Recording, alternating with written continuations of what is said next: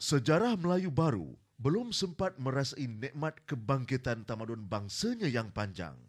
Gagasan penjajah yang memaksa bangsa itu menerima hakikat kompromi sosio, ekonomi, politik kini mulai merasakan kesannya dalam corak dan kestabilan Malaysia baru.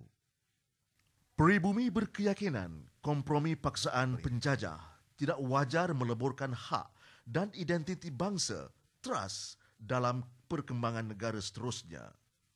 Persaingan sengit politik sesama pribumi telah melemahkan kekuatan asas bangsa ini hingga menjadi serpihan-serpihan yang hilang kuasa tawar-menawar.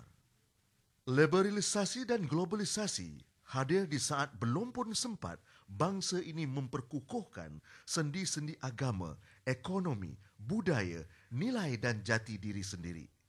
Penjajahan baru ini telah membentuk generasi global pribumi yang hilang rasa bangsa dan rasa agama.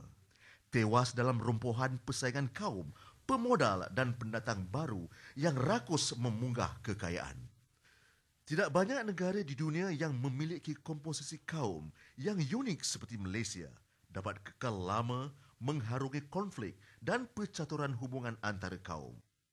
Ini dicapai dengan pemahaman dan penerimaan terhadap sejarah, perjuangan bangsa, toleransi dan muafakat kaum pribumi serta penghormatan perjanjian sosial oleh kaum-kaum lainnya.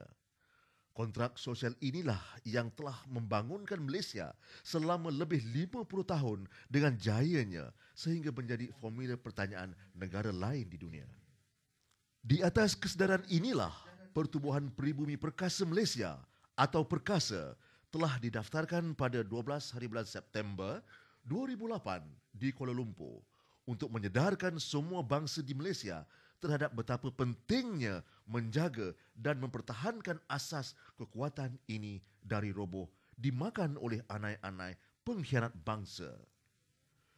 Tujuan Penubuhan Perkasa Fasal 4 adalah memperkasakan Islam sebagai agama persekutuan, memperkasakan bahasa Melayu sebagai bahasa kebangsaan, memperkasakan kedaulatan Raja-Raja Melayu, mempertahankan hak-hak keistimewaan Melayu, memperkasakan kaum pribumi, menyatu padukan kaum pribumi dan perpaduan rakyat Malaysia, mempertahankan kedaulatan negara. Perkasa bertanggungjawab bagi melindungi hak-hak ini untuk diwariskan kepada generasi penerus pribumi supaya hidup aman dan kekal sepanjang zaman. Hak-hak yang dilindungi perlembagaan ini hanyalah dapat dikekalkan selagi angka kerusi politik pribumi dapat terus bertahan dalam jumlah yang kukuh dan tidak berpecah belah. Diharap perjuangan ini akan mendapat keredaan ilahi. Semoga usaha perkasa ini akan mendapat sokongan padu dalam mempertahankan kesinambungan generasi pribumi negara untuk selama-lamanya. Pribumi Perkasa Negara.